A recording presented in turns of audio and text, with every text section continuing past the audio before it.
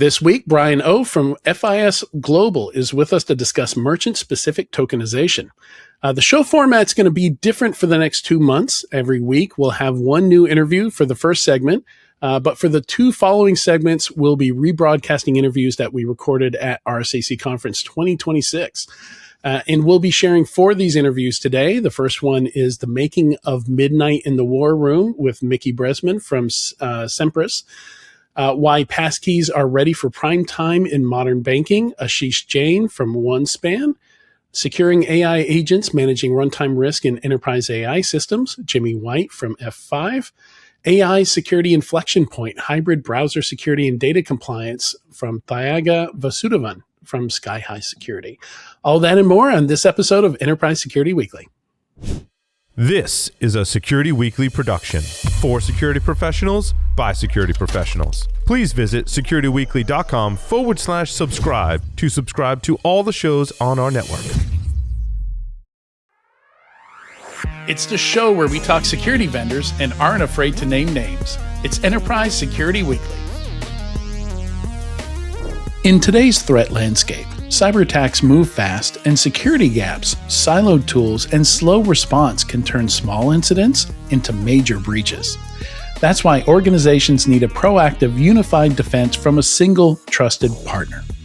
SentinelOne Wayfinder Threat Detection and Response delivers proactive, scalable defense built for modern threats, unifying expert-led readiness, threat hunting, incident response, and 24/7 managed detection and response. Harnessing Google Threat Intelligence, industry-leading AI technology, and unmatched expertise, Wayfinder helps teams see attacks sooner, respond faster, and reduce risk across the entire attack lifecycle.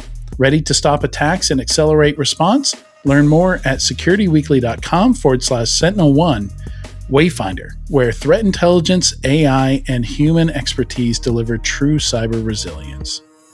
When it comes to the UK's critical infrastructure, cybersecurity isn't just protecting IT system or data, it's about keeping the lights on.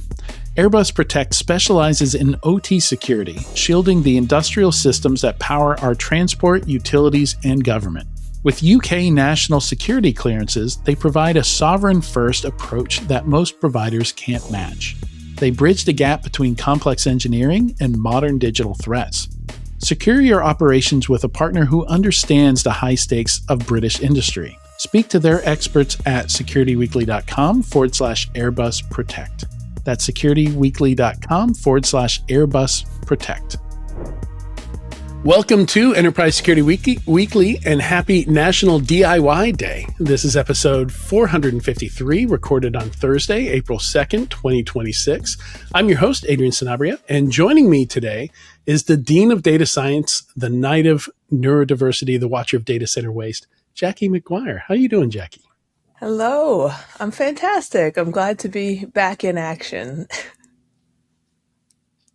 How are you? All right. Good to have you here. And Katie, I did not have your readout queued up, but we also have what's your name again? It's been a little bit. Yeah, it's been a while. I am a little Katie different now. Teitler-Santullo I am the free spirit of freelancing. I can still be the captain of content if you want. But yes, hi, I'm Katie Teitler-Santullo. I haven't been here for about 3 months, 4 months, something like that. We'll have to drop the we'll replace the ASPM with something. I'll figure it out. I'm sure you will.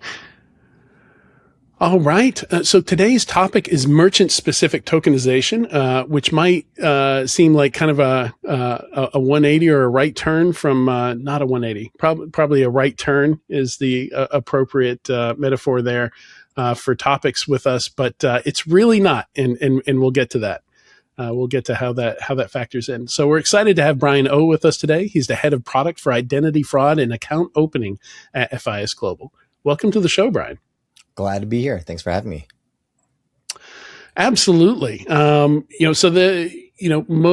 of the folks listening to the show probably know that I have a background in payments. My first big enterprise security role was at Elavon, one of the world's largest payment processors, or at least they were back then. I haven't really kept up with whose tops or not these days.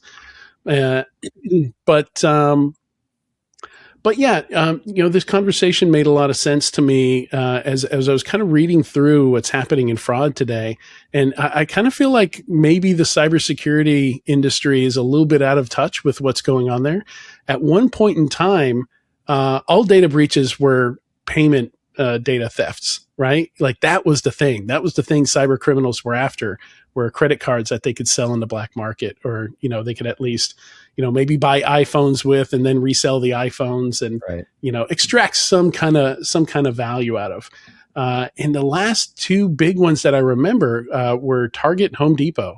And then I've got nothing in my memory after that point. I remember people saying like the black market was just so flooded with cards that they were essentially worthless.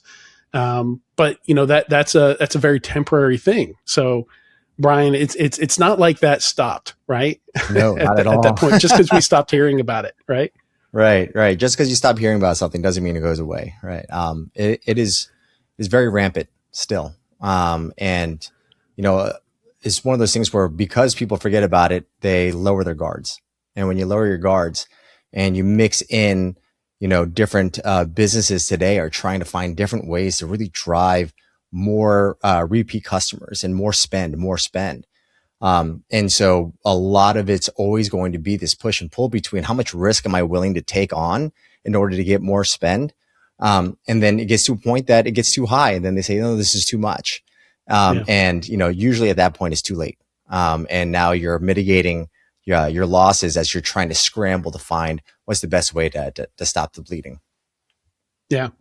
And something I do advocate for security folks is to kind of step out of our bubble, go to other people's conferences, listen to podcasts about things that are not specifically cybersecurity.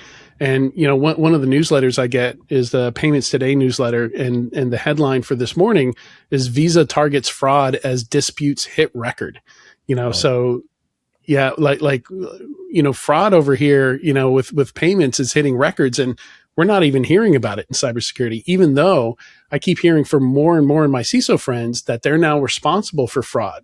That fraud is now coming underneath the Chief Information Security Officer. So yeah, Brian, if you could, catch us up a little bit on the state of fraud in the payments industry. So happy to. The state of fraud right now, especially around payments, is very rampant.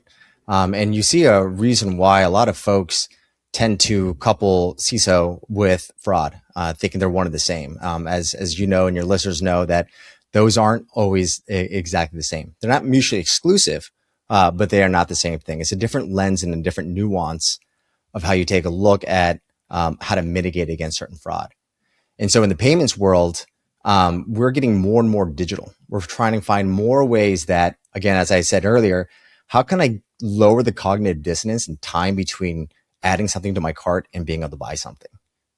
And when you do that, you're driving a lot of value, but you're also taking on a little bit more risk as a merchant of putting it on there. Now, at the same time, is the merchant responsible? Is the merchant not responsible? They still get to spend. It comes down to the financial institution of whether or not they're going to be able to recoup some of that cost or not. And to your point earlier, again, Adrian, what they're buying is going to be things that are highly liquid, things that I can turn into cash as soon as possible. And so, you talk about Target. You talk about Walmart. Target has, from what I understand, like one of the greatest fraud teams in the world. And they're able to be able to take a look at payment patterns. But it's just one of those things that as we start to want more spend, we start to make everything easier to do. And when you make it easy for the consumer to do, you're making it easier for fraudsters to do. Yeah. Yeah.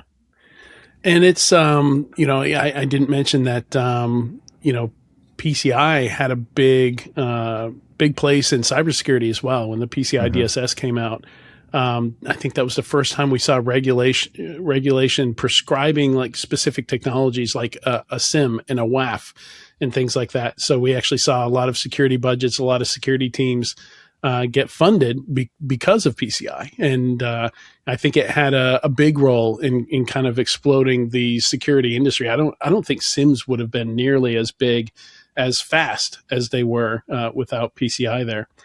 But yeah, just reading into this, trying to catch up on some of this, I was kind of shocked to find that. So of course, back in the day, with what I was talking about, credit card numbers were stolen in bulk from a retailer.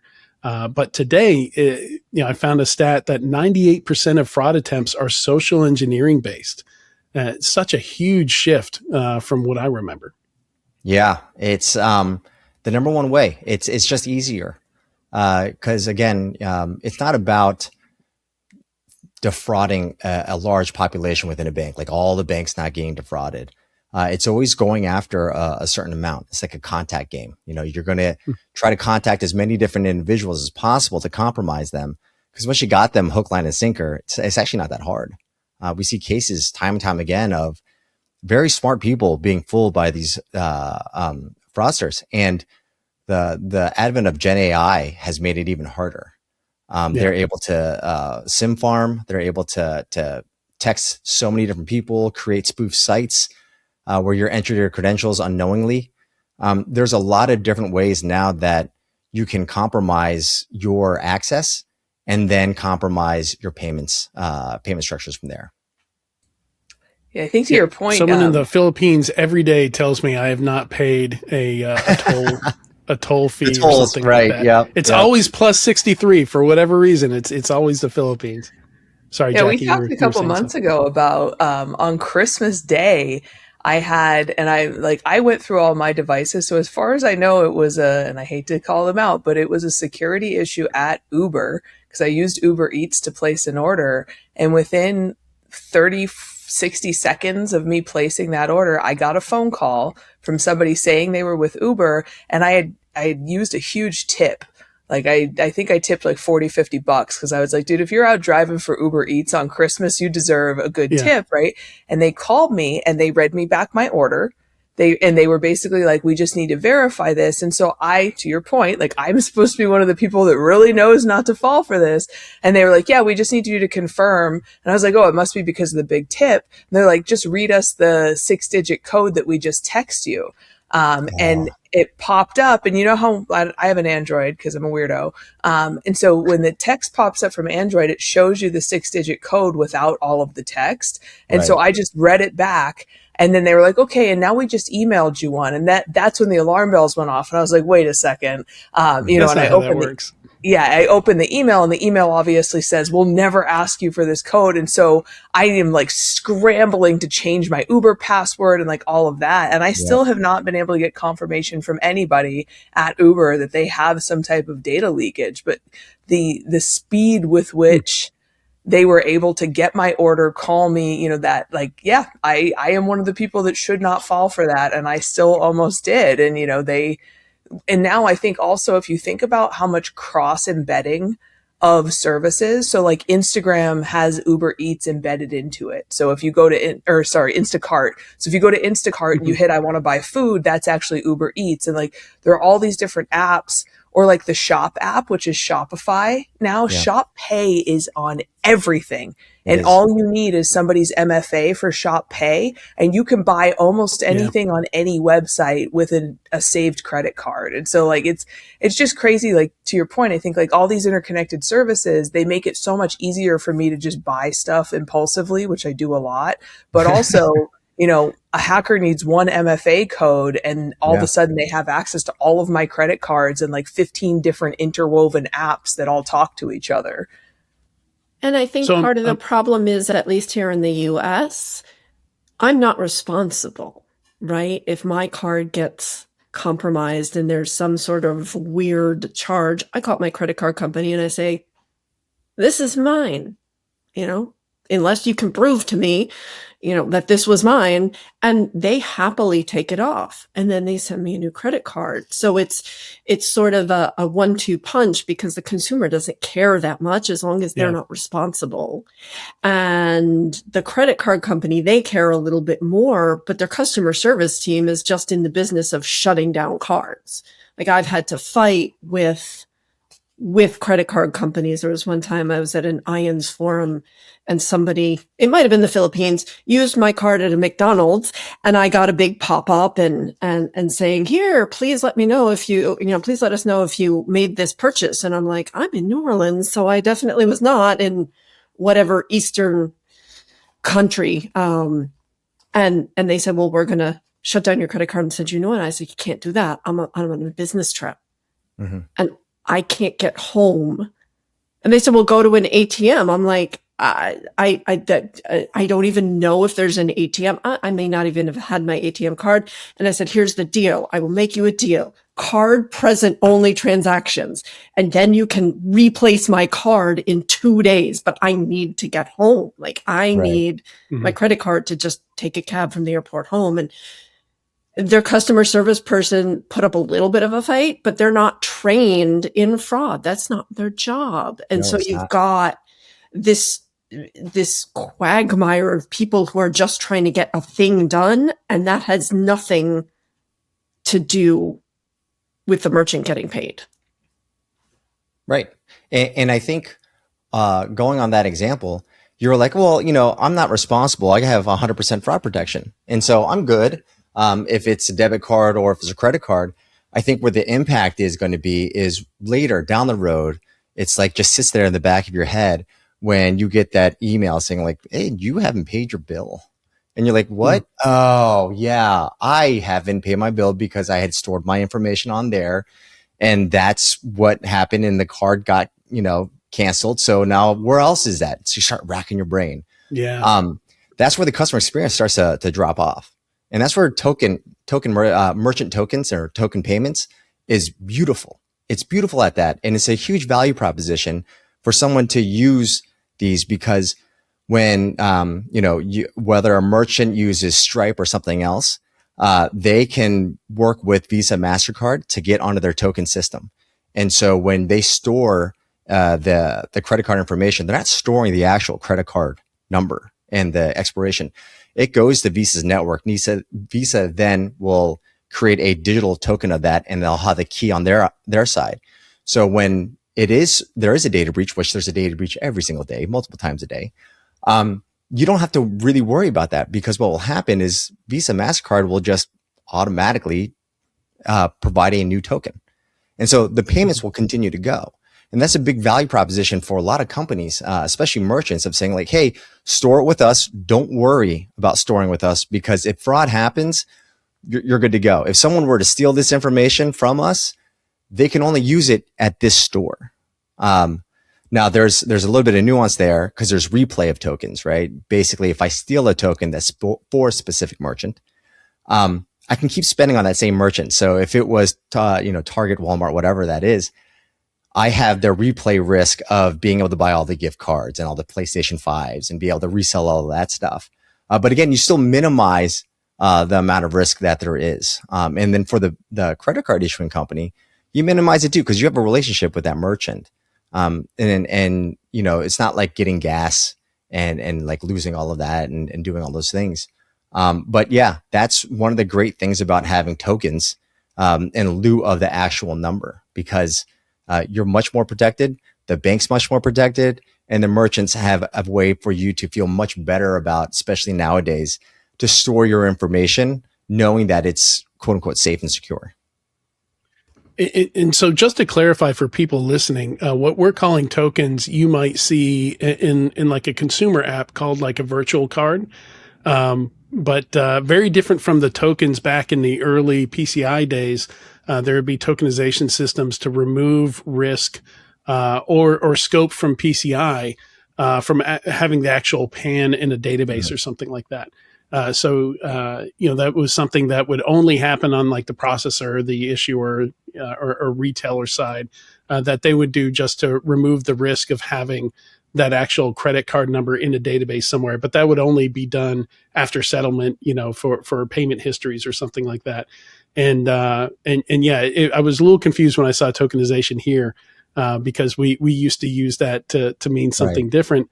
But yeah, I realized I was very familiar with this. I just hadn't heard it under that term. And So I think where we're seeing this a lot is so there's a couple terms I had to that I've learned here that are new terms to me is cases with embedded finance, which I think is what Jackie was describing, where you've got one payment going to another company within another company's app or something like that. Yeah. I love virtual cards because I have two of the the two credit cards that I use, my primary credit card and then my debit card. I have the 16-digit, 3-digit, and expiration memorized.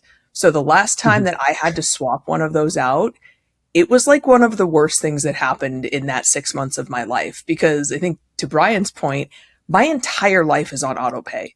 Like maybe once or twice a month I manually pay a bill, but like anything in my life that can be auto paid is auto paid. So I don't even know what. Yeah. No, I found out a couple of months ago I've been paying for 2 different internet services at my ranch that I don't live at, that's like 20 minutes from my house. I've been paying for 2 different internet services out there for almost 2 years because this is embarrassing, but like the AOL model, right? Yeah, having to swap that out is a nightmare.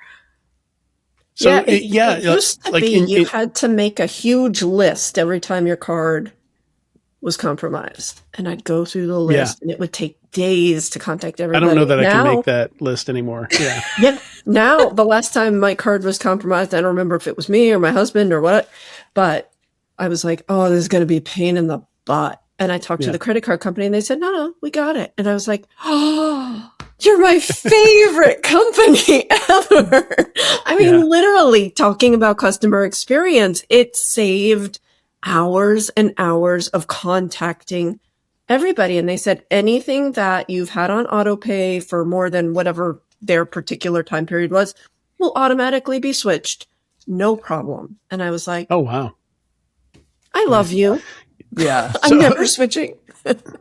So again, to clarify, I think, Brian, what you're talking about, this is a little bit different from the virtual cards where you can go into your neobank app or whatever and create a virtual card and then use that PAN and expiration date and security code just like you would a credit card. In the case that you're talking about, this is something we never see, right? This is something that's exchanged between your credit card processor and the merchant. Yeah. So basically what the normal wallet, the way it works is you would go in, you would supply the information, you go through some sort of multi-factor authentication to prove that it's you. And then you would be able to have that card on your phone or your watch and be able to tap to pay. Even when you tap to pay, that's a tokenization where they're not sending the actual information. Right. What merchant specific tokenization is takes that same concept, except that what happens is, merchants will work with a secondary third party like Stripe or something else. And they have agreements with Visa to say, hey, what we're going to do is we're going to make this a tokenized transaction, and it's only going to be for here. So you can do that 2 ways. A one-time tokenization, right? So when you go to your coffee shop, you're not storing your card information there. Or it's going to be an ongoing kind of relationship. If you're the size of like an Amazon, for example, you would go directly to Visa, MasterCard and have that deal with them. But if you're not that size and a little bit smaller, then you are going to be using a third party to store that information. And so that's where that occurs. So it's unbeknownst to you, but it's probably embedded in the T's and C's somewhere that you're just clicking through as you move forward that offers you that additional protection. And again, it can only be used at that merchant, which is vastly different.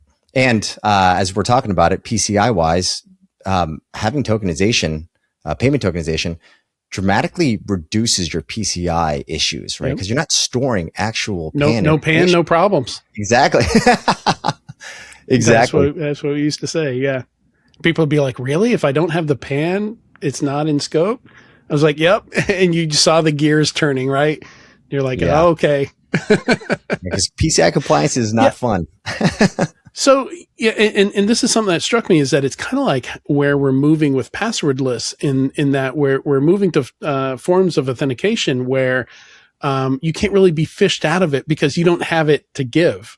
like you don't ever see the token, and you don't have access to it in a way that you could just hand it off. Like, maybe with a fake payment interface or something, like they could try and get it from you. But I imagine there's some cryptography going on there, in such a way that like it wouldn't recognize it as the actual merchant, like there would be some kind of certificate or something like that, that identifies, the merchant.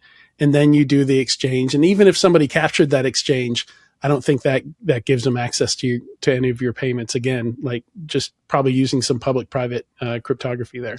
Yeah. Again, if it's the one-time token use, right, and your normal tap to pay type of thing, they can steal that. It won't work anymore. It's just going to come back as a dead card.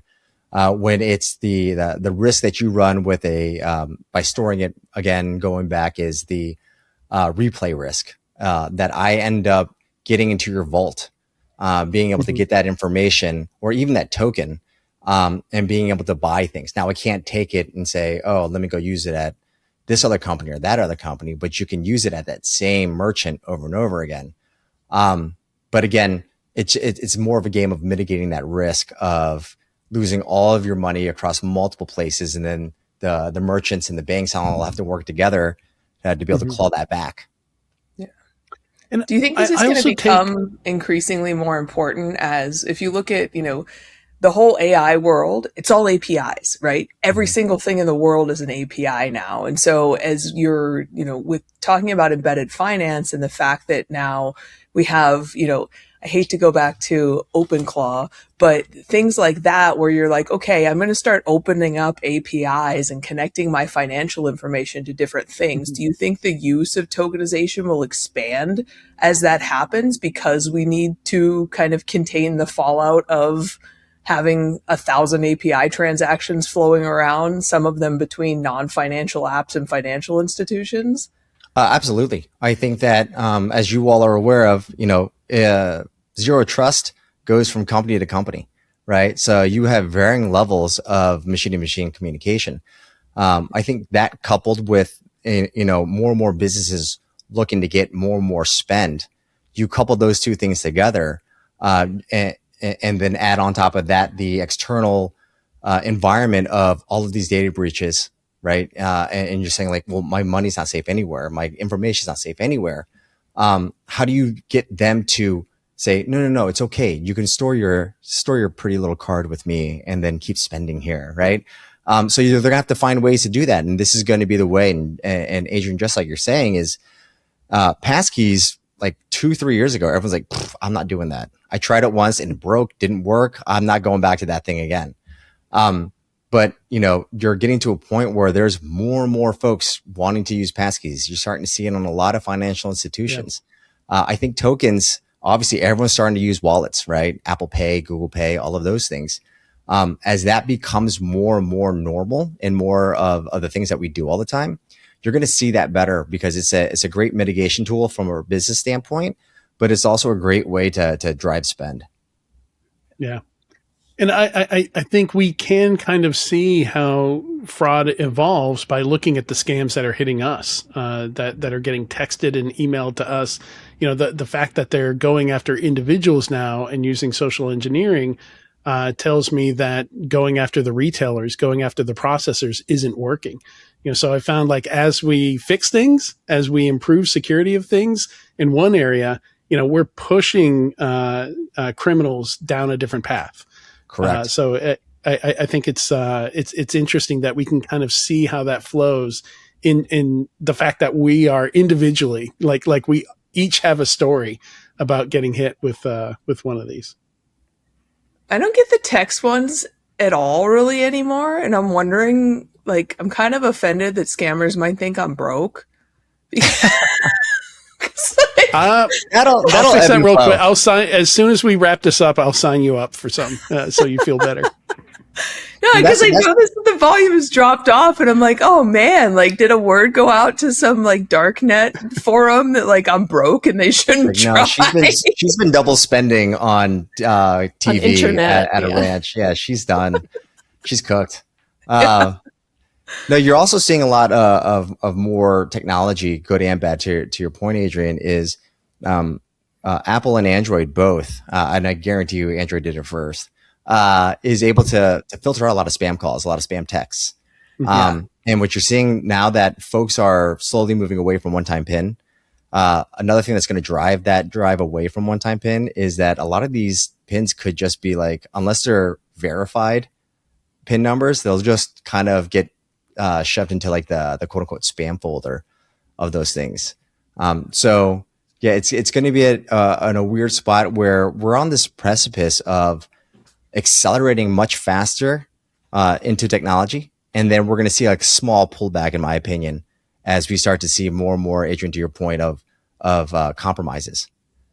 People will start to pull back a little bit, and then we'll fix those and we'll solve that. We'll open a new gate somewhere else, but that'll be someone else's problem down the road. And so it's always this cat and mouse game, whack-a-mole game of trying to figure out, all right, if I shut this, what opens over here? And you're seeing a lot of that. I hate to do this when I see the timer in the red, but I'm going to anyway because just don't blame me for us being over. I haven't been here in months, so I'm just going to break the rule here. So as you're talking about, the one-time password and that, Jackie's obviously broke from her very egregious error of double paying on internet, but how much of the AI, LLM, data mining analytics from our own phones is facilitating or not what the phone will allow, air quote, to come through, whether it's text or email? How much of that may or may not be impacting who we are, when we're hit, how we're hit, and with what? Well, if you're using an iPhone, you have the inferior operating system, so you're getting hit more often. With those blue bubbles. All right. I Blue can see the bubbles comments and now. Red bank account. So I think, Katie, to your point, Brian, I know you're on the product side. You're not investigating fraud on a daily basis, but certainly that's how they get your email address. That's how they get your phone number. And all the ad tech companies have all your personal information, right? Right. So every now and then we see a compromise of an ad tech company. I'm like, oh no, they not only have my personal information, they know everywhere I shop. They know physically where I'm shopping, geographic location. Yeah. They got the down goods. to your patterns and your habits and what you're looking at and where is the correlation? Because we all know, if I'm talking about cheesecake in the other room, somehow I'm going to get cheesecake advertisements on my phone. Yes, we know what I'm thinking about today. It's not National Cheesecake Day, sadly enough. No, it's DIY day. I had cheesecake for dinner last night, for what it's worth. That's amazing.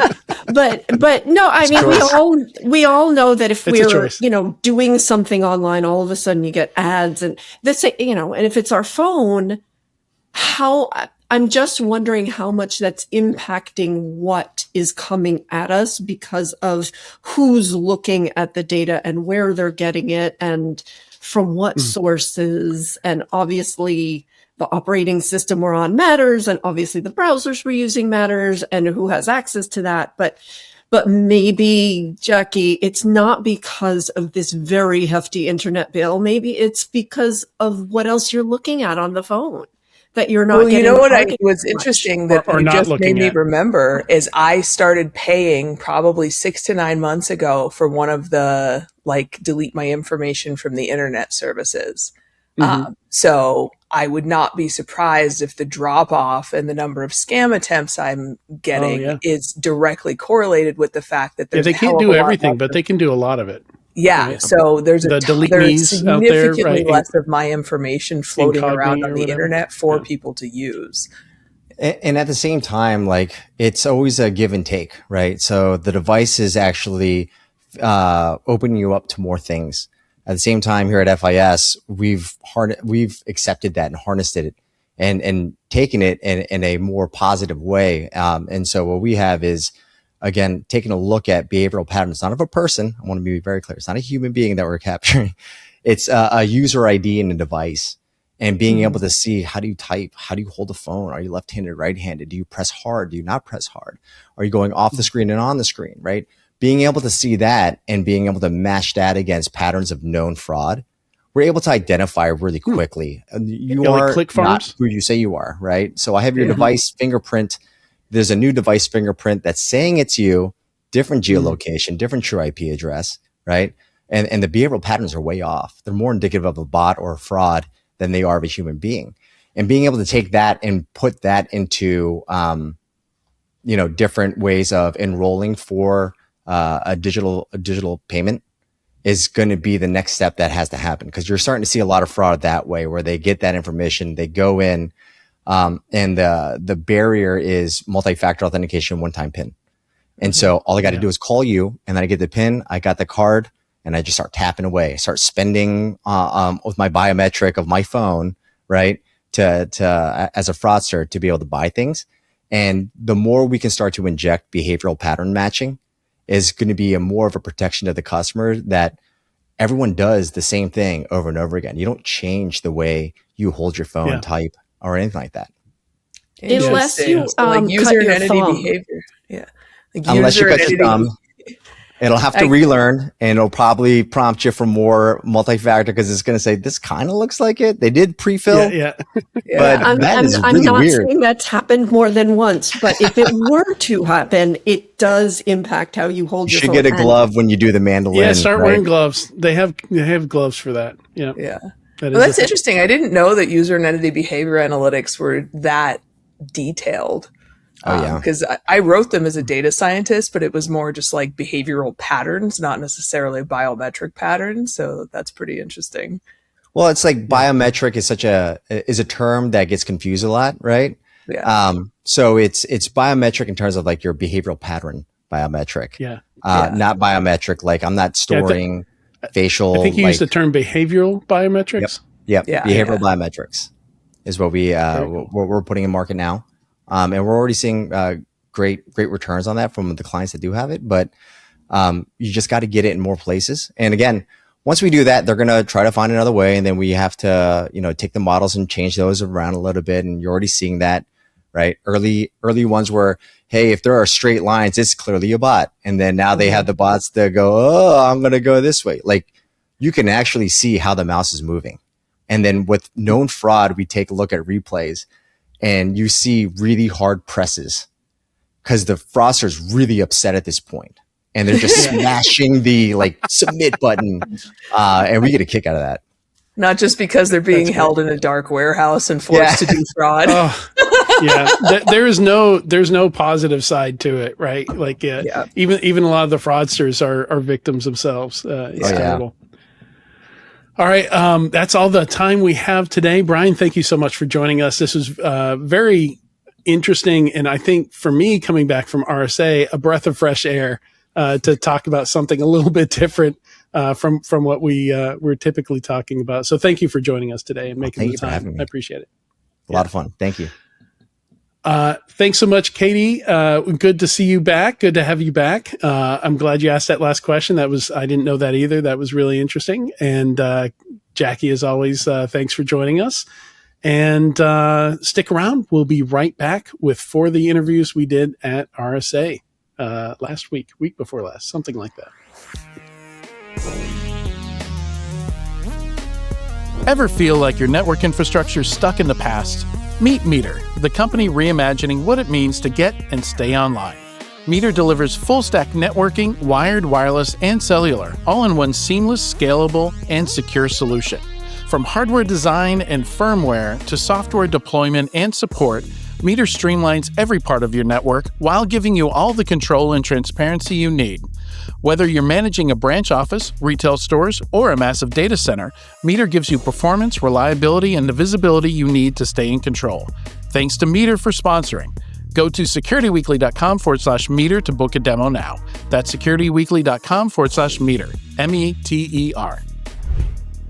Welcome to RSAC 2026. I'm Mike Shima. Joining me today is Mickey Bresman, CEO at Semperis. Mickey, thanks for being here. Thank you for having me. So this is this is a cool topic. I was really looking forward to this interview because I wanted to hear about the making of Midnight in the War Room. Tell us a little bit about this. What is this movie that we're looking forward to? So it's a cybersecurity documentary movie. It's indeed very exciting. Let's start with that. I think what we aim to do, and I hope that we were able to achieve it as well, we basically interviewed a whole scale of different people that are all part of the cybersecurity industry and represent different sides of the story of this industry. Now, it's quite interesting if you think about it. Cybersecurity industry have been around for a very long period of time, but I am not aware of anyone actually doing a documentary about the industry, especially from the point of view of somebody from the industry looking into what is this industry all about. And I think what you'll find in the movies is that we have interviewed people that are representing, ex-government as an example. So we have individuals like General Petraeus, Chris Ingalls, who was the first national cyber director for the Biden administration. We have interviewed Jen Easterly, that was the head of CISA, now obviously the here at CEO of RSAC. Yeah. But then we also went completely to the other side as well. So to have multiple different representations. What I mean by that is that we kind of draw the line by saying we will not interview any active criminals, but we were interested in actually hearing the stories of reformed criminals, and there is plenty of those, obviously. So, people like Ghost Exodus as an example, and hearing his story on how things evolved with him, and don't want to disclose too much. We've also interviewed the person that stopped WannaCry. You might remember that one, Marcus. Also a very interesting story of, if you remember the sequence of events, he stops WannaCry, and several months later he's being arrested, which is quite an interesting view that just can tell you something about our industry and how it might look like. And then obviously the unsung heroes to some degree, the CISOs and the defenders that are right in the middle of this whole thing. That's actually the main focus of what the movie is about. And I think we were able to achieve several different things, or this is what we're aiming to achieve those. Okay. First, we wanted to bring a bit more understanding in the overall general public on what is the cybersecurity industry, why does it even exist, and what role does it play in the day-to-day life of every individual out there. We also wanted to give a bit of a view of who are the defenders and what does it mean if somebody wants to be part of the cybersecurity industry. Because, many times when I speak to people that are outside of the industry, they have this view in their mind of people in hoodies in the basement. And the hoodies is the first thought. Yeah, exactly. And I wanted to make sure that people know that, well, actually, yes, there are people with hoodies in basements. I'm not anything against that. But many of us are not. And you can have different skill set. No, you don't have to be a computer science graduate in order to be part of the industry. And actually, I even argue that the more diversity that we can have in the industry as a whole will benefit. So I think if anybody that is watching the movie eventually end up being in the industry, that's definitely one of the things that we had as a target. The other aspect of it was also to try and put some light on the mental cost or health issues that potentially can come up as part of being in the industry. If you ever dealt with an incident response, think about, something like a healthcare organization as an example, where, I'm going with that because there's literally life on the line. So spending, days and days where you generally stop to sleep somewhere in the data center. Right. And long in hours, most cases, long weekends. Exactly. Yeah. So it was interesting for us to also to explore a bit what is the impact of that on the individual, on their surrounding, because the family in most cases will also pay the price, and to expose a bit more of first of all, you're not alone. Also, to some degree, there are some things in our industry that I think still need some fixing, and we do have some conversations with people that been through those situations. What I mean by that is that, when the CISO today is dealing with a cyber crisis, as an example, in many of the cases, in addition to what they're dealing with in terms of responding to the actual crisis, to some degree they will feel that like they have a target on their back, and they need to deal with the personal repercussion of what might happen following that situation. So the movie tries to shine a light on a lot of different aspects of our industry from different angles, and I think it's awesome. It sounds awesome, and I love the idea that it's helpful that it's insiders telling this, driving this, but it's not for insiders. It's not going to be just full of jargon for jargon's sake. It's showing what you're saying. Here's the community, here's the diversity we need, and removing that stigma of the mental health costs, the implications of burnout, for lack of a better word. So definitely looking forward to that. I'm curious, is there something else that you would, so if when people walk out of the theater, they're not going to go out and buy their hoodies. Maybe they'll go watch Hackers or Sneakers or some of the Hollywood style hacking.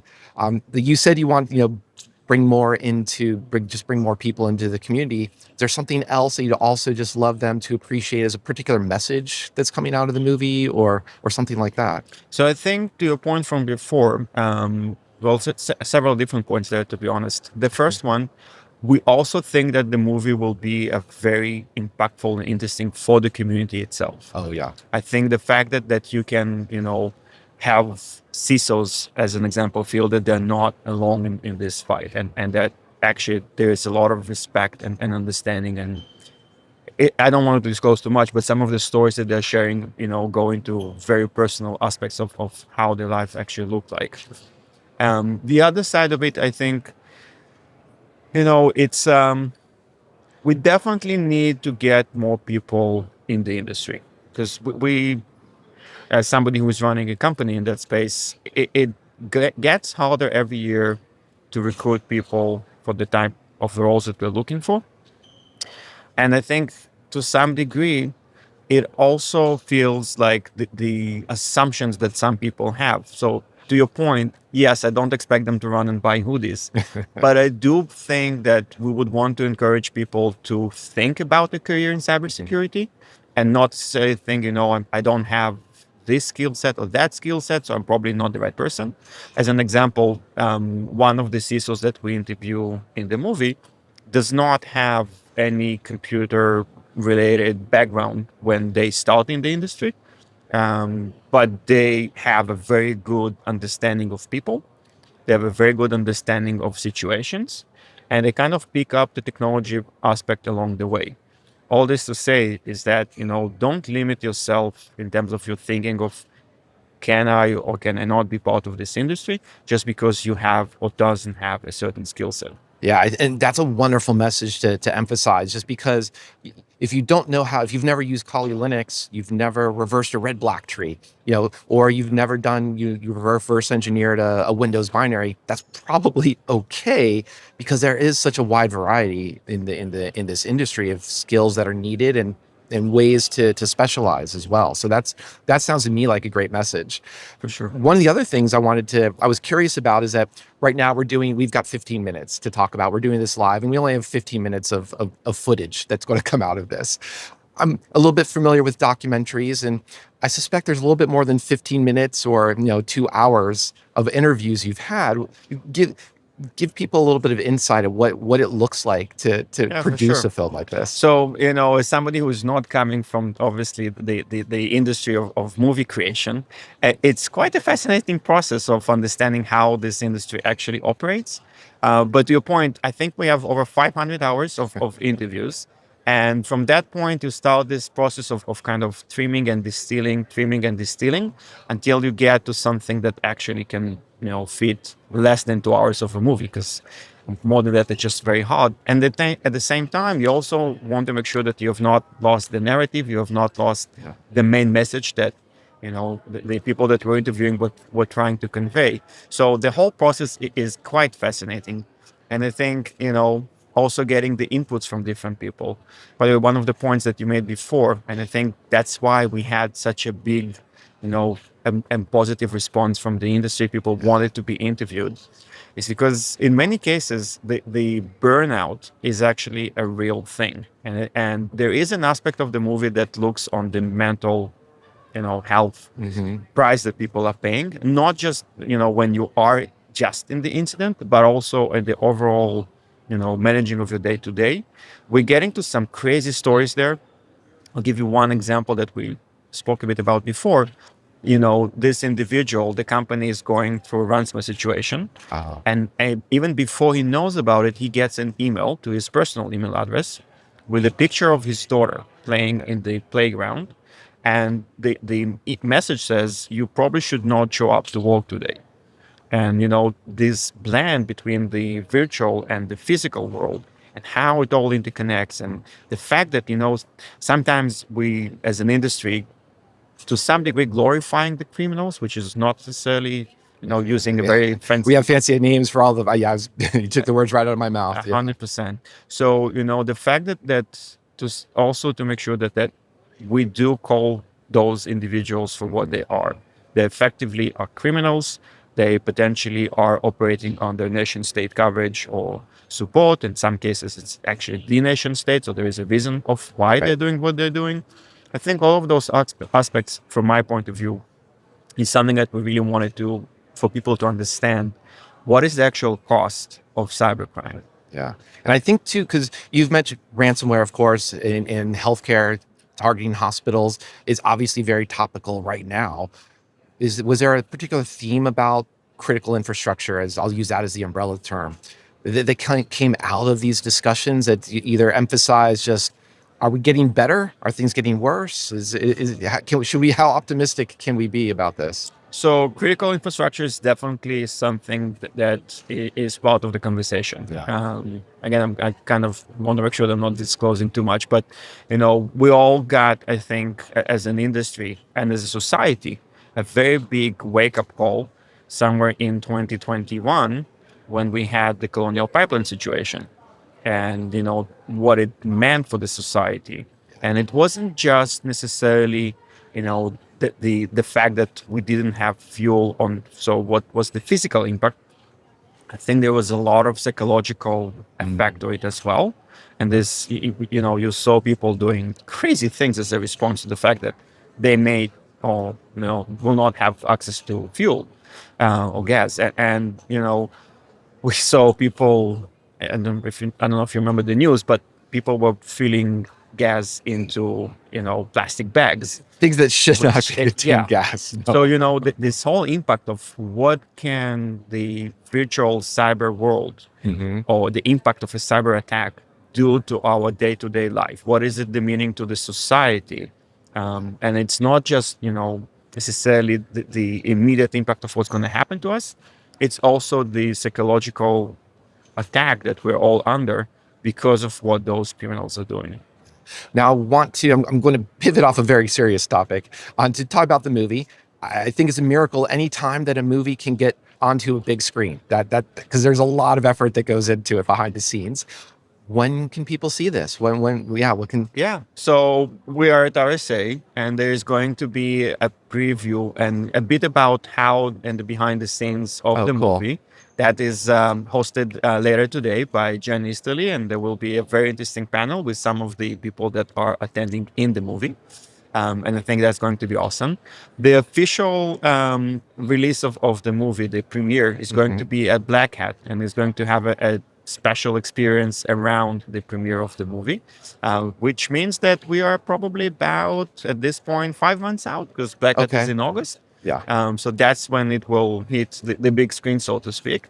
Looking forward to that. Yeah, and I think, our expression at this point, I believe that we will potentially end up on one of the streaming platforms, because the movie was done with the quality of a Hollywood type of a picture, as it deserves. Before. Yeah. So we'll see. And I'm definitely very excited to see on how this whole thing will evolve. That's cool. Well, definitely, as a fan of movies in general and zombie films, I hope we get a midnight in the war room, a dawn, a day, and some sequels as well. There's a lot of people to still talk to. We do know for sure that there will be sequels as well. Because we already have several thoughts of where we want to take it, and we might do something that is more now focusing on specific industries and the impact on them. Okay. That's wonderful. Thank you so much, Mickey. This is a fun conversation. Thank you. Thank you. Thank you. Thanks, everyone, for joining us as well. To check out more about Semperis, visit securityweekly.com/SemperisRSAC. And for all of the coverage we have here at RSA 2026, come check out Cyber Risk Alliance at securityweekly.com/RSAC. So stick around. We'll be right back after this break.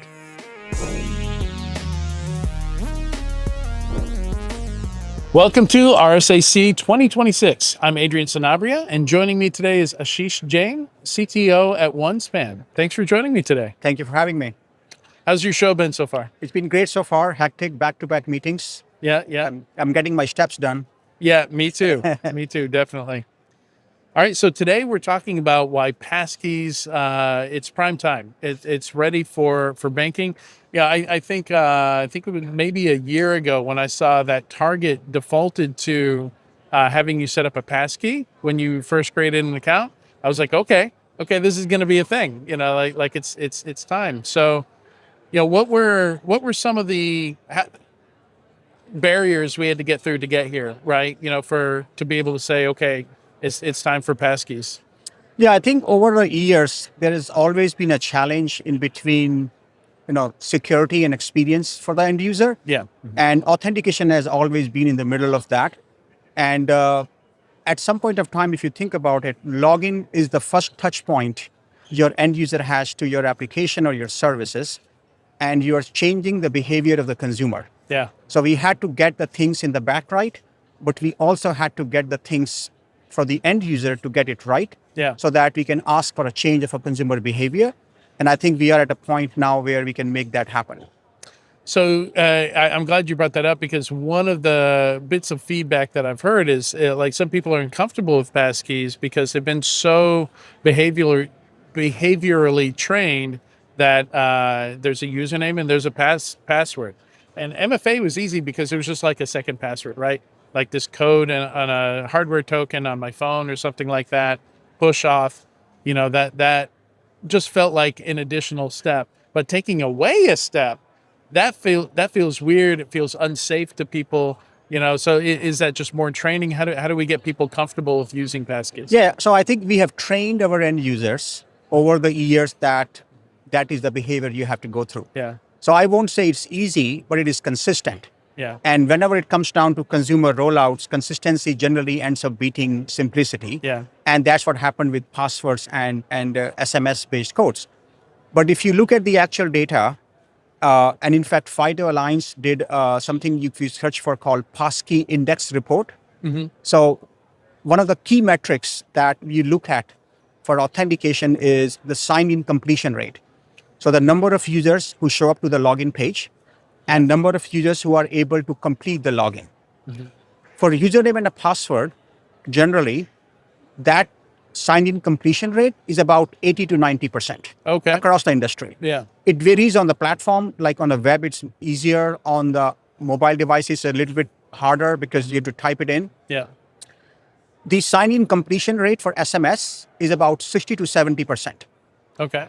So the number of people who attempt, you get a code, you type it in, that's about that range. And in the Passkey Index report, I think it came to about 63%, so right in that range. The Passkey completion rate is 93%. Wow, okay. So even though the perception can be that, hey, I'm asking you to change the behavior, but once the behavior is changed, 93% people who attempt a Passkey are able to complete it. The second data metrics that we have measured is when you do an MFA, the average time it takes for an end user to complete an MFA is about 31.2 seconds. The average time it takes for a user to log in using a passkey is 8.5 seconds.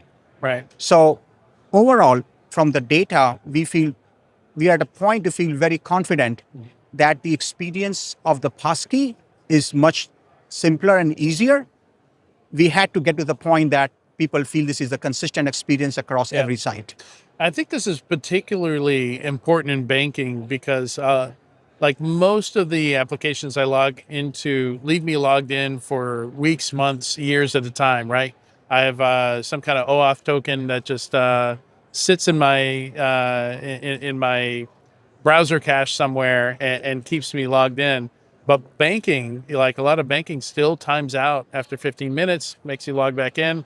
I remember when I was just going through my transactions just updating my finances, I would probably log into my banking website 10, 20 times each time I do that. And it's really annoying, right? So, with Passkey, reducing that friction, like that seems like, like maybe even a differentiator to other banks, right?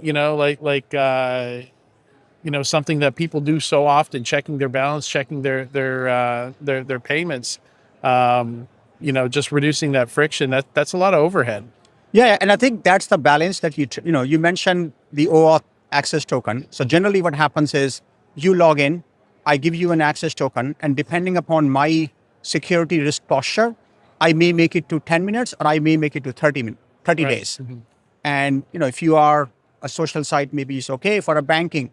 So that's the choice every website owner has to make every single day, that what is the right timeout. And the reason is because if I try to ask you to log in every single time, and it takes 31.5 seconds, my sign-in completion rate would be significantly low, and I need to be taken into account. I think what Passkey have done, which is they are inherently more secure by design. Yeah. So I'll give you like 3 key data points of how the attack happens today, for instance, right? Okay, yeah. You mentioned password. The most common way people attack the passwords is what you call stuffing attacks or credential stuffing attacks. Sure, it gets leaked through some attack. So you get to a dark Yeah. web, you get what you call a combo list, a username and a password list, like 1 million. And then you run a very simple script. You go to every website, you try to replay it. See how many good ones you've got. How many get, these are the most common volumetric attack. You have 1 million list, you get 10 successful logins, it will make your day. Yeah. The second one is the phishing, where I'm sure you've seen that. You get an email or a text message, you click on a link, you go to the website, and you end up entering your credentials, and next thing you know, you have a breach. The third one is the man in the middle or adversary in the middle attack, where you can either do that by a proxy layer, or somebody will call you on the phone by saying, I'm calling from customer support, give me your code. What Passkeys has done from a security standpoint is just eliminate all of them just by design. So for instance, there is no shared secret. Mm-hmm. It is a key pair, cryptographically secure. So the website never has access to the private key. Mm-hmm. So there is no such thing as a combo list that you can go and try. Yeah. Similarly, for phishing, every passkey is domain bound or origin bound, which is, if it is a phishing website and you go to that website to present a passkey, the OS and browser will not give you the option. So even by accident, you cannot be phished. Same thing for man in the middle, which is, there is no code to give. The way passkeys operate is the private keys on the device, it gets unlocked by a gesture, it can be a face ID or a fingerprint or a PIN code, but the user presence is required. And because of that, if somebody calls you, hey, can you give me your SMS code? I have nothing to give. Right. So it's inherently more secure, and the time to complete is fairly good, which I think allows us, the banks, to say, I can ask it every time. Yeah. And I don't have to worry about the delay of 20 seconds. Mm-hmm.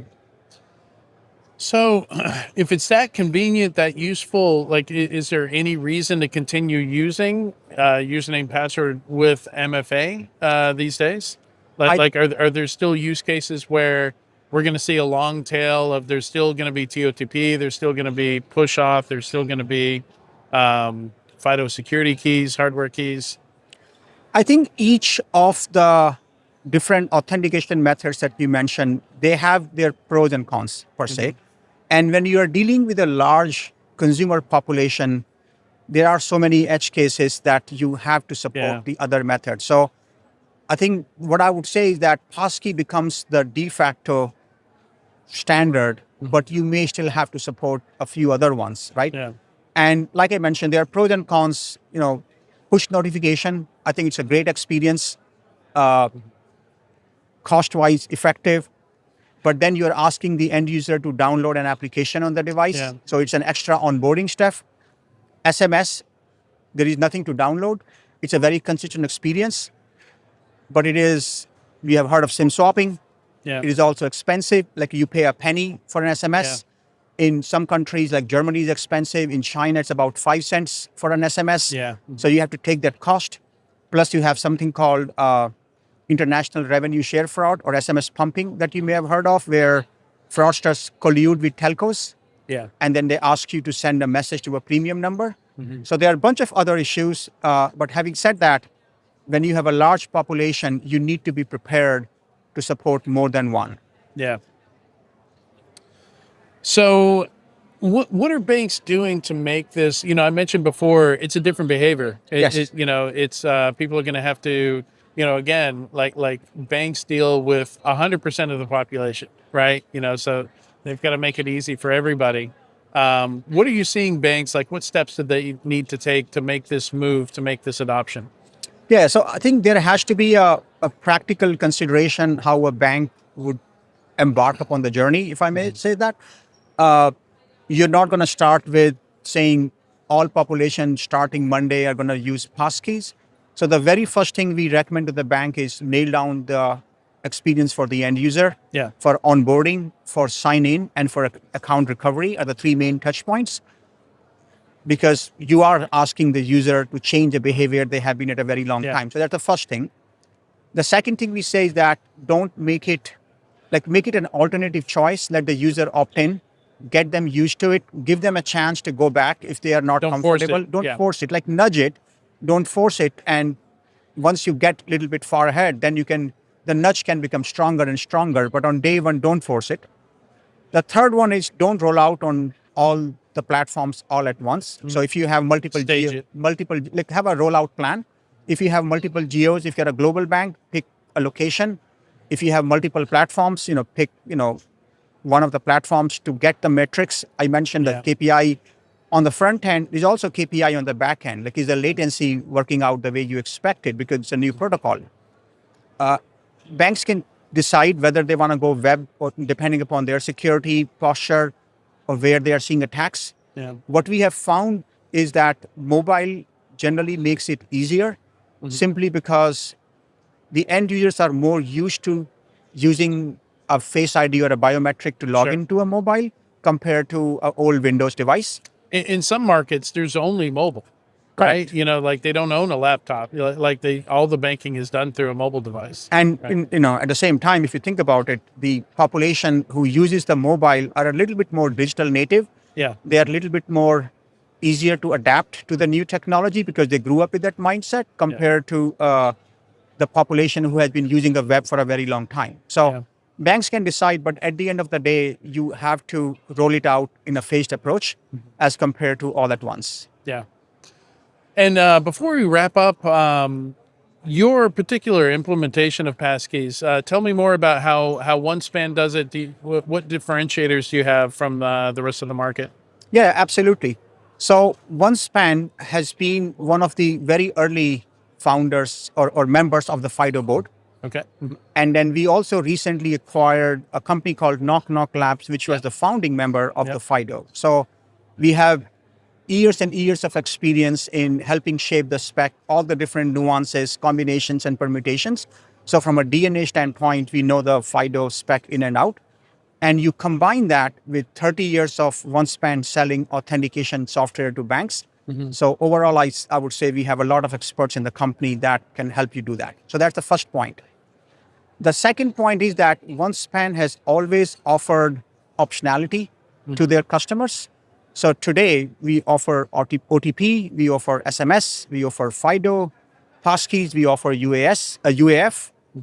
We offer you to pick on-prem versus cloud. We offer you to have client SDK and a server-side SDK.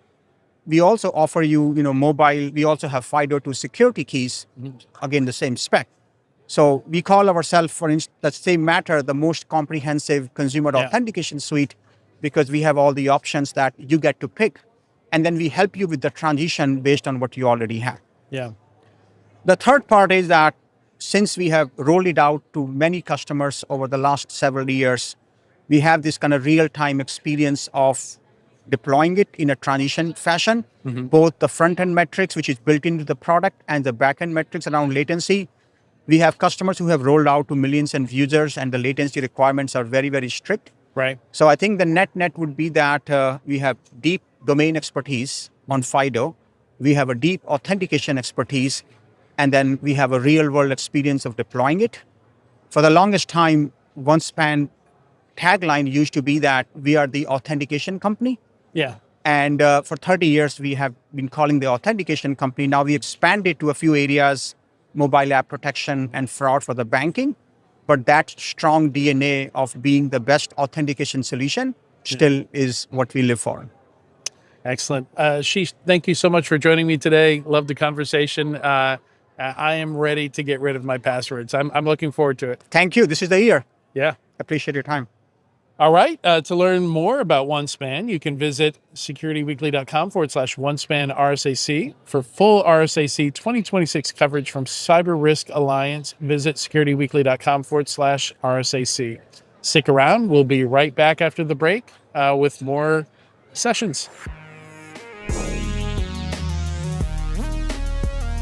Zero Trust is clearly the future as threats get faster, quieter, and harder to detect. But implementing it shouldn't disrupt the business. ThreatLocker enforces default deny at execution in a way that remains enterprise-ready, scalable, and operationally clean. Unknown software is stopped cold, trusted apps stay contained, and drift is locked down across the environment. It's Zero Trust that works in real enterprises and prepares you for the threats ahead.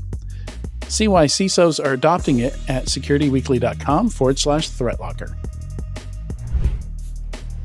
Welcome to RSAC 2026. I'm Adrian Sanabria, and joining me today is Jimmy White, VP of AI at F5. Thanks for being here, Jimmy. Thanks for having me, Adrian. Jimmy, so we're going to talk about AI agents today. I hope so. Securing AI agents. And this is perhaps the top topic. Like if we were to take all the titles of all the talks and analyze them, maybe take all the messaging from all the booths and analyze them, I think securing AI agents would probably be up there. I've never seen a technology like this where usually we have some time to prepare, but never seen anything thrust into enterprise quite as quickly as AI, as your title might suggest, right? Yeah. At F5.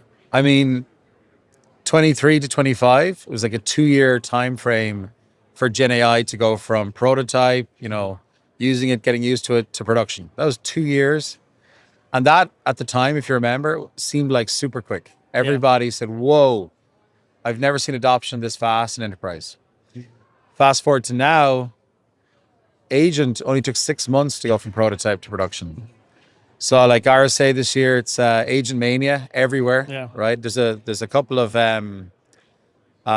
trucks driving around with the billboards, and every single one of them says agent on it, every single one. Yeah. So what's super interesting is the time companies have to create solutions to the problem, explain it in a way that their customers can understand how it solves their problem. That time frame has been massively reduced.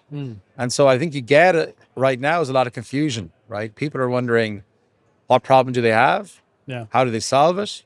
And then what solutions really are solving a problem versus just saying they do. Yeah.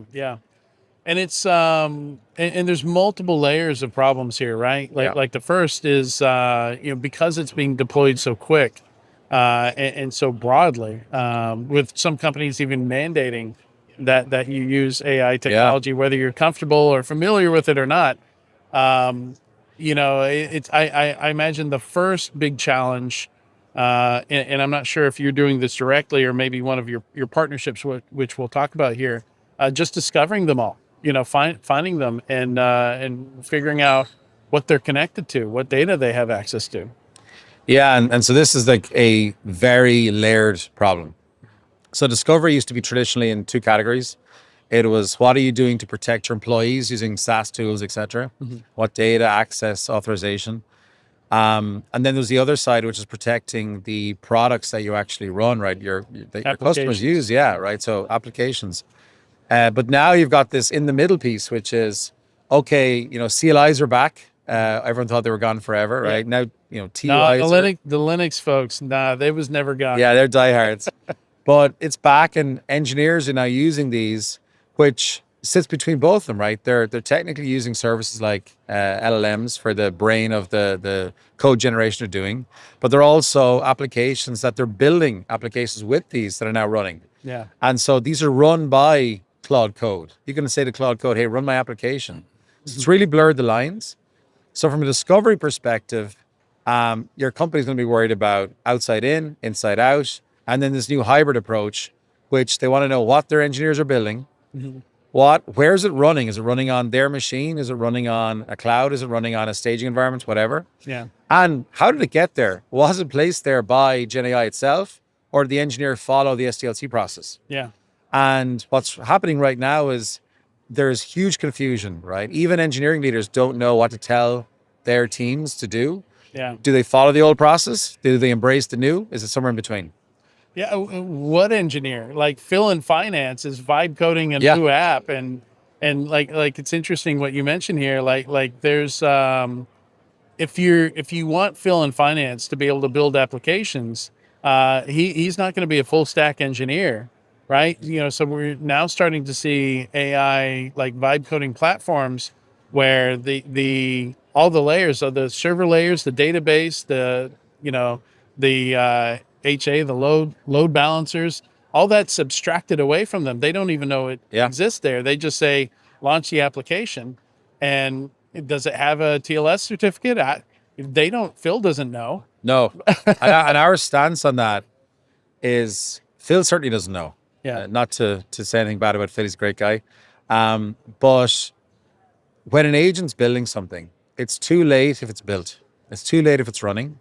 And so what we need to do is, and it seems a little bit dystopian to talk about it this way, but agents think of this chain of thought, and they're figuring out what code to write and what code to change, what code to modify, what to do with that code.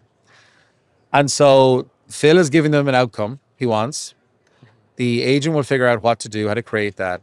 But there are many permutations of viable ways of achieving that, just like a normal engineer building it. And so what's the right way and where are the wrong ways? Now, something that's really cool about agents is they act very like humans in that they think, they try something, they rethink, they try something else. We don't want that necessarily with agents though, right? Humans, we have trust in them. And the speed they can operate at is limited to that human being. With agents, they can go at machine speed.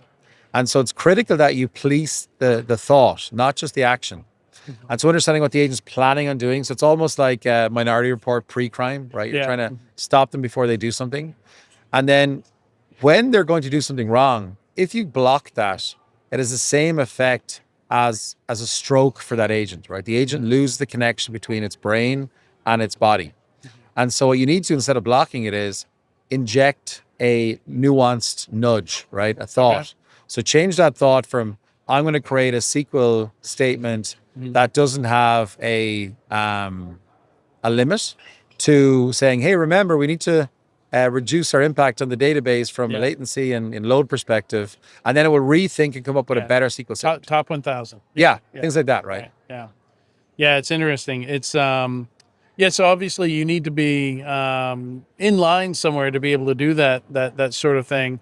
And it's like generally we found with AI, the more descriptive, the more specific you are, the better chances you have of getting a good result.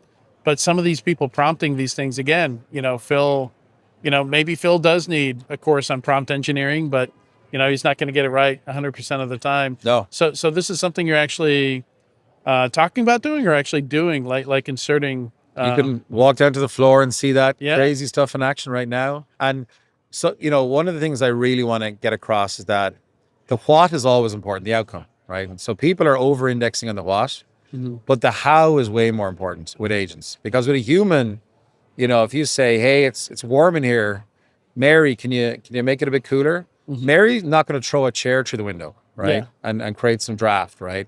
Whereas an agent, right? An agent can go, hey, what's the quickest way to cool down this room, right?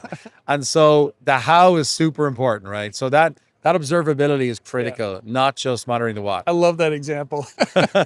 Because that's literally like I need you to clean up this mess. Okay, deleting inbox. Yeah, right? yeah. Like we've actually seen some of that. We've seen the equivalent of a chair through a window to cool off the room. Yeah. It's like if you ask your kids to tidy up their toys and just throw them under the couch, right? Yeah. Yeah. They've technically achieved the goal. Children are very good at finding these loopholes. Right. And actually, that's how I tend to treat agents, right? If you're too prescriptive, they just follow to the letter of the law. You're not getting any like force multiplier effect. If you're too vague, you're going to get really wild Interpretations. Exactly right. Yeah. That's great. Let's talk a little bit about, so one of the big challenges here with AI is, it feels like we're starting to coalesce around some solution, some structure here on how we handle identity with them, access control. Because obviously for them to be useful, we want them to have access to as much stuff as possible, but then from the security perspective, oh my God, no, you don't get read write to the entire code repository. Like we can't do that. So managing the identity piece here, I think you do have a partnership with Skyfire, which I'm not familiar with. So tell me a little bit about that. Yeah. So one of the, I think, obvious things when you, especially when you're walking around RSA, is that you see AI in every single banner. And F5 has a hard-earned brand of being a trusted vendor. And when you bring in the AI space, we want to maintain that reputation. And so when we look at areas we want to partner with for obvious reasons to bring a combined solution to market for our customers, we need other trusted brands to do that with us, right? So Skyfire and indeed ForcePoint, we know those companies well, we know the brands well, and collectively we hit on all the different areas that we need to do to secure the customer's environment.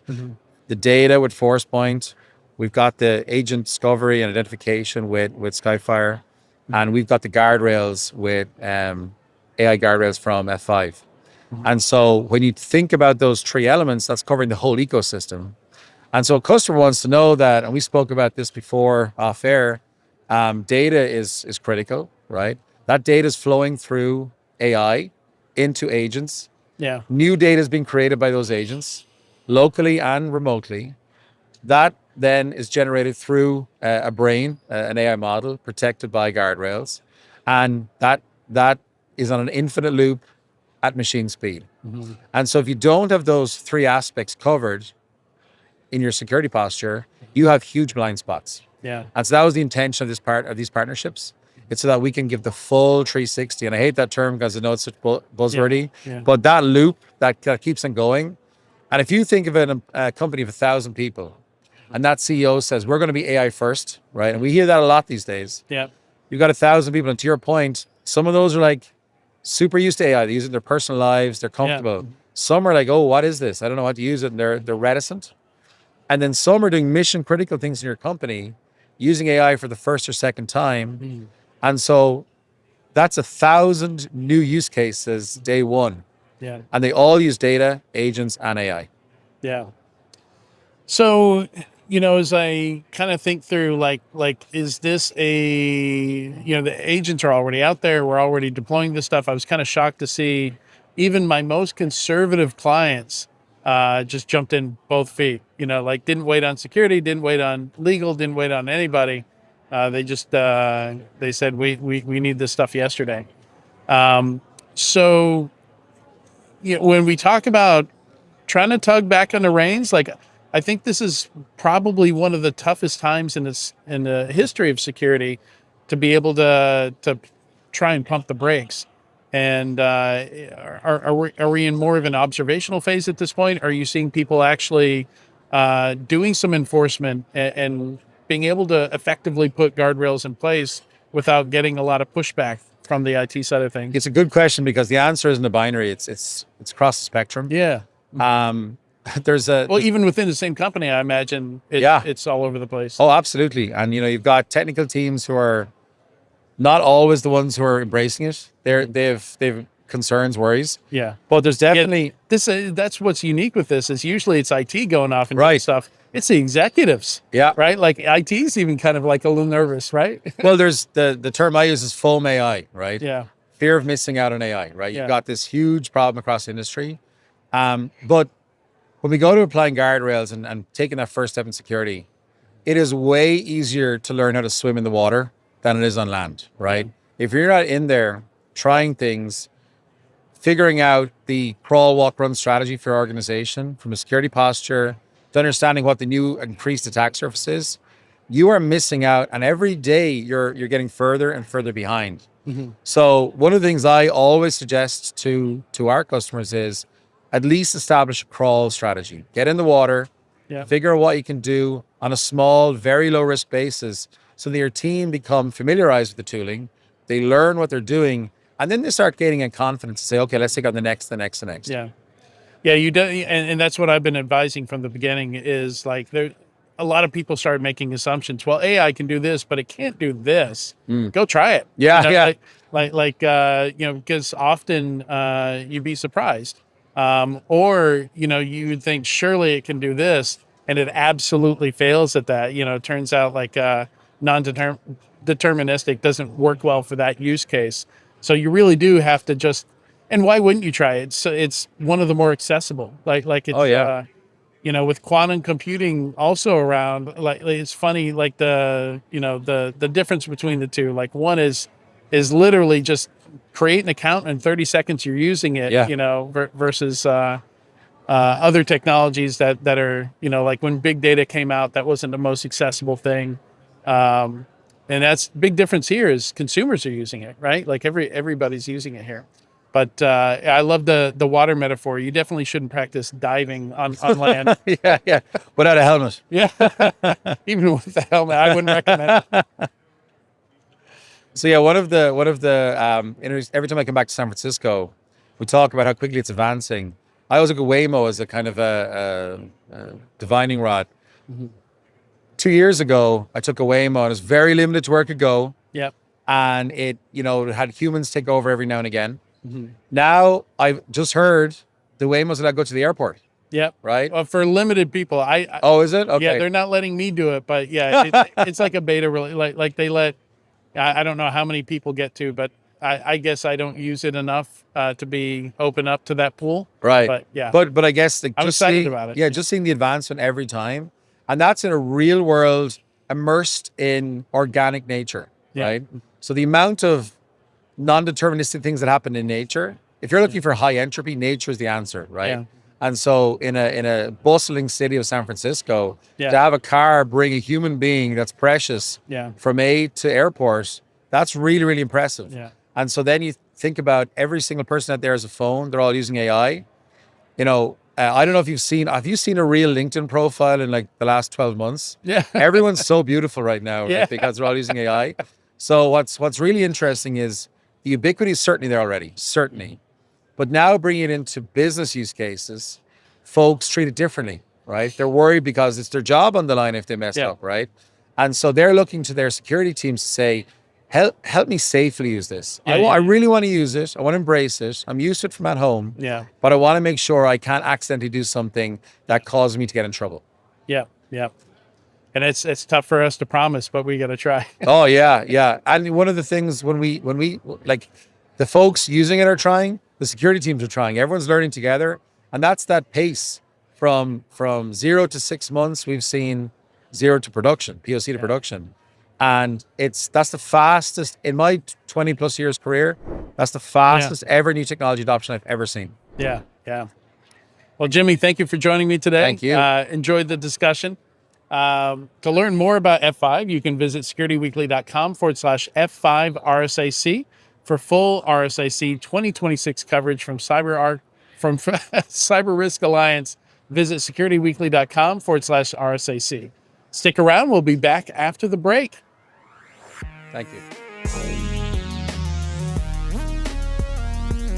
All right, it's day 2. They let me come back in this morning. I wasn't 100% on that, but when the guy saw me, he was like, maybe, gave him 20, we got back in. But welcome back to RSAC 2026 day 2. I'm Doug White, and joining me today is a very fine person, Thyaga Vasudevan, the EVP of product at SkyHigh Security.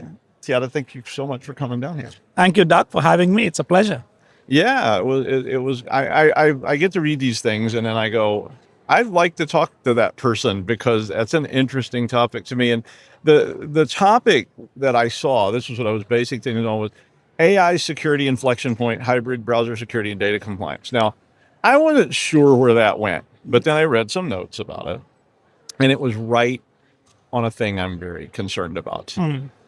So I think what's happened is I grew up in a world of this tiny room with 15 engineers. I knew them all. When they walked in the morning, if they saw a stranger, I went, "Who are you?" Yep. And that was complete control. I was a sysop. I controlled everything. I don't like you. I turn your note off. We're done. Yeah. That has expanded into this cloud, fog, virtual network, virtual switch. I got an office in Singapore connected directly. How do we, I mean, that first of all is a problem, right? Yep. I mean, how is that problem evolving? Well, that is probably one of the top things on the top of mind for our customers as we think about how the network itself is evolving.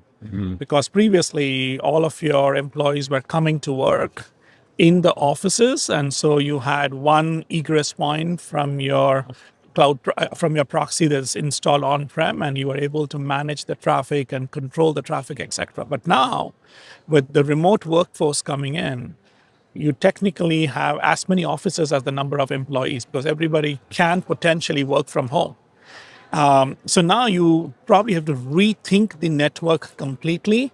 And in the last 2 to 3 years, because of the inflection point that AI has brought about, it's a lot about not just making sure that the remote employee has the right access point and zero trust into applications on the cloud. A lot of AI applications are being built and deployed on-prem. They're building their own private applications, leveraging open source LLMs. So you need a zero trust for not just remote employee coming in, but for even the employee who's within the network, ensuring the right person with the right role has the right access to the right AI application. So long story short, what we're hearing from customers is that they're not going to move cloud only. We have cloud applications that we need to connect to. That's cool. But we also have on-prem applications, both legacy and newer applications that we're building, that we're deploying within the network. So we need a security solution that's hybrid in nature. Okay. So I need to be able to inspect the traffic on-prem. I need to be able to inspect the traffic on the cloud. So at RSA, we are announcing our next generation of hybrid security. Okay. By which customers can have a single console to be able to manage their security posture. All the security that runs on the cloud can run consistently on-prem, whether it's on a hardware SkyHigh appliance or it could be on your VM. Single console to manage all your policies all in one place. And the best part of all of this is, as a customer, you can decide where and how much of traffic needs to go to the cloud versus you want to move it through your on-prem proxies as well.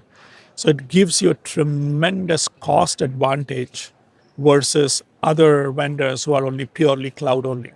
Because of our legacy of being able to do cloud and on-prem, we are able to offer this unique hybrid solution. So that's like virtual devices combined with physical devices that are on-prem, and the virtual ones are sitting in the cloud, and then you can direct traffic through that. That's right. Okay. No, that makes sense. I mean, I'm just getting my head around exactly what that works, because to me, it's like things are starting to sort of mesh. Yes. So it's no longer the luxury of isolating these segments. Yes. Because I when I was first doing this, we were isolating these on-prem segments. We were isolating the cloud segments, keeping everybody away from each other. We can't do that anymore because this app that's running on-prem in Singapore is receiving information from this app that's running on-prem in New York, and all of them go through the cloud. And all that intercommunication has to happen. Yes. It has to happen in like very quick amounts of time sometimes. 100%. And as a customer, as any large organization today, you have this interesting dichotomy. On one hand, you have to think about productivity for your employees. And today, every organization is adopting some form of either generative AI applications or agentic, or building agentic AI applications. And some of these AI applications are on the cloud. And to your point, some of them are running on premise, right? So you need to think about the complete mesh from a security standpoint to protect my application that's running on the cloud or on-prem. Yes. And on top of it, there are this modern AI application. Let's take Microsoft Copilot as an example. They use this technology called WebSockets. Yes. It's incredibly hard to inspect that traffic if you just transfer it through the cloud, right? You Yes, need it to is. do that right where the traffic is originating. And so far, customers have never thought about protecting the browser. So browser now suddenly has taken this central workspace within the enterprises itself, right? So we're also launching, as part of RSA, we're launching our next browser security controls. And unlike other vendors who are launching yet another enterprise browser, this is, you don't need to install yet another browser. It is a patent pending, a JavaScript-based control that can protect you and your employees, obviously, from malware, can protect you from sensitive data exfiltration. All of that can be done within the browser itself. So it's very unique, and we're seeing a tremendous amount of interest in the market. Well, I mean, I see why that's important, because I just was recently at a different conference. Yeah. I'm not going to say the name. But I was at another conference, and one of the products I saw there was something I've seen before. So it was nothing new and unique, but it was the idea, of course, of a zero client almost. Yes. Where, take your employees and put them on a zero client. Now you don't have to worry about that hardware. You don't have to worry about where it is, because the zero client is just a zero client. Yeah. It's all browser based. Yes. And I was a bit scared of it, because anytime I hear the word browser, I start going, like this, because it makes me nervous. So, I mean, is that kind of where you're going to with that idea that this is where we'll be in a few years? Yes. I mean, look, at the end of the day, there is multiple ways to solve this problem. Okay. You can say, I'm going to send all my traffic to the cloud. I'm going to inspect that. If you want to do that, that's cool. We can support it. Could be, no, I'm going to inspect certain traffic on my on-prem appliance, on-prem VM. That's fine. Rest of the traffic, remote users, I'm going to send it to the cloud. That's also cool. But some could say, regardless of whichever approach I take, but there is certain amount of traffic I can't do wherever I send it. I need to do it on the device itself, on the browser itself. And that's where we're trying to mitigate that gap that exists, especially with some of the modern AI applications. Right. And so at the end of the day, it's not just about protecting the access. Well, that's the front door, as I call it. Like, you can do whatever locks you want to put on the front door. You're just protecting access to your house. But what's inside the house is really what matters. Yes. It's your crown jewel, right? I agree. So the third piece of the puzzle that we are seeing today, and that's where it's really influencing a lot of the security decisions customers are making, is how do I get complete visibility into my sensitive data that's within my organization, right? Where is my sensitive data located? Who is accessing that sensitive data? From where? Is it remote? From where? Is it on-prem? Where is it going to? And what is the risk of that data within the organization? So you're hearing this whole new category called data security posture management, DSPM. And that's an adjacency to the market that we play in, which is security service edge. And we believe that we have a tremendous opportunity in that market, because a lot of our strength in security service edge is not just about protecting the access to get to the applications. It's about protecting the data that comes after that. So we can give you complete 360-degree visibility for data at rest and obviously data in motion because of our proxy solutions and stuff like that. So that's our DSPM. That's another, again, we're making an announcement at RSA that it's already gone live, but we're seeing a lot of momentum with our existing customers. We have a very unique go-to-market approach. We've upgraded all our customers to have a base DSPM package, if you may. so that they can see where the sensitive data is. And then if they want more, they probably have to buy more volume packs to scan for that data. Okay. So I think, we've seen what you're talking about. We've seen this sort of diaspora of our local on-prem safety net expanding into this endless gas of the universe of everything. Yes. Let's add a new threat to that, because it was already a bunch of threats. Yes. Now, just the internet alone added a 12-year-old kid in Buenos Aires who can access my network, from their parents' den. Yes. Let's add agentic AI to this and talk about these things which now want access. Yes. They need access. They have not just interactions with humans, but they have interactions with each other. Yep. And those interactions are not just between A and B, but they're between A and B and B and Z and Z and it gets really scary, because now we're starting to put these things that think faster and more involved than we can, and they work 24/7. Yep. I'm going to start by saying what I heard yesterday with one of the customers. If you think about some of the seminal moments, important moments that have happened, growth of AI. November 2022 was the ChatGPT moment. Mm-hmm. November 2025 was the OpenClaw moment. Post ChatGPT moment, the important thing for all organizations was to control the data. What can this AI read? What can the AI spit out? Right. Hopefully it's not sensitive. So it's all about data protection. Yes. In the agentic world, it's a lot about controlling the actions. What can this agent do or cannot do, right? It's really important. And when you think about agentic applications, you have quite a few challenges that you need to think through. First of all, understand the identity of the agent. You need to consider an agent as similar to, in the zero trust world. You have user identity. Doug, as the user, has the right access to this cloud application. Similarly, this agent that is acting on behalf of this user can perform this action. So you need to understand on behalf of whom are you acting. That's number one. Number two, when the agent is acting, it can have two ways to do it.